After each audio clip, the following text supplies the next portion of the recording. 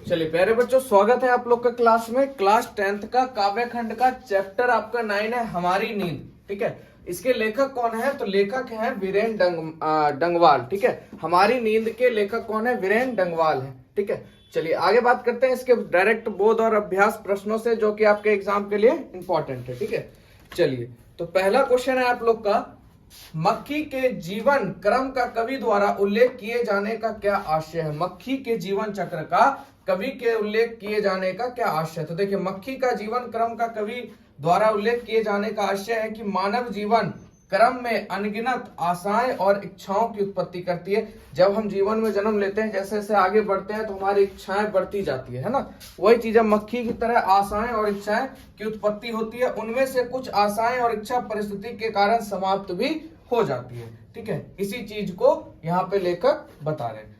अगला प्रश्न है आपका, व्याख्या करें, यानी इसकी व्याख्या चाहिए। गरीब बस्तियों में भी धमाकियों से हुआ देवी जागरण लाउड स्पीकर पर। बहुत बार एग्जाम में आया हुआ ये आपका पैराग्राफ, गरीब बस्तियों में भी धमाके से हुआ देवी जागरण लाउड स्पीकर पर।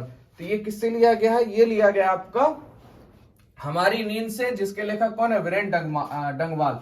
तो प्रस्तुत पद्यांश वीरेंद्र डंगवाल रचित द्वारा हमारी नींद से लिया गया। वर्तमान में मनुष्य आराम पसंद और साधन संपन्न होने के कारण बेपरवाह होते जा रहा है।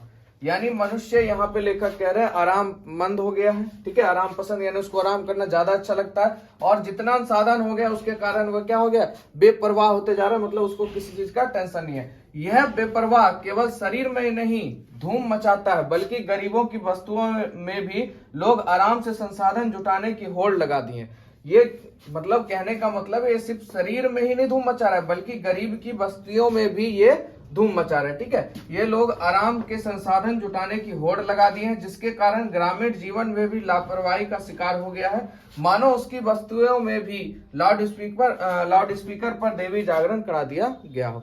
मतलब कुछ यहाँ पे सीधा समझिए, लेखक का सीधा मतलब है कि जैसे इंसान की जैसे इच्छा बढ़ती जाती है, मतलब चेतना बढ़ती जाती है, बेपरवाह हो जाता है ना। तो उस चीज को, बेपरवाह होने के बाद लोग खुले में रहना शुरू कर देता है। उसी चीज को लेखक ने इस गद्या, यानी जो आपका पद्यांश है, इस पर एक जैसे होता है ना, जैसे मुहावरा स्पष्ट करके, तो मुहावरा देके ये बताया गया कि गरीब वस्तुओं में भी धमाके से हुआ देवी जागरण लाउड स्पीकर पर। वही चीज है यहाँ पे, ग्रामीण जीवन भी लापरवाही का शिकार हो गया, मानो उसकी बस्तियों में भी लाउड स्पीकर पर देवी जागरण करा दिया गया हो।